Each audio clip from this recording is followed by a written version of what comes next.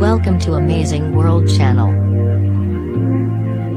No European Commission officials will be travelling to Florence to attend Theresa May's landmark speech on the Brexit negotiations, The Independent can reveal, in what appears to be a snub to the Prime Minister.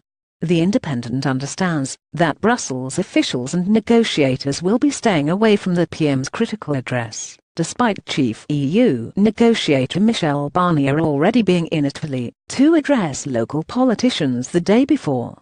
In the audience instead will be Ms May's own cabinet ministers, including Boris Johnson, who laid out his own conflicting vision for what Brexit should look like, in a 4,000-word Daily Telegraph article less than a week ago. Others ministers in the audience will include Brexit Secretary David Davis, Chancellor Philip Hammond and Home Secretary Amber Rudd. The news comes a week after Ms May was admonished by MEPs for refusing to appear before a public meeting of the European Parliament, amid further signs of souring relations between the two negotiating parties. The Florence speech is expected to be the Prime Minister's biggest Brexit intervention since her Lancaster House speech in January, when she committed to leaving the single market. It is said to include an open and generous offer to the EU, according to one cabinet minister who spoke to the BBC. Ken Clarke in normal times, Boris Johnson would have been sacked over his Brexit article. However, Ms May, who is flying in from a UN meeting in New York, will speak to European Commission President Jean-Claude Juncker by phone on the Thursday afternoon before the speech, a European Commission spokesperson confirmed. Reporters present at the UN, where Ms May gave an address, said she was spoke to a room with a large number of empty seats.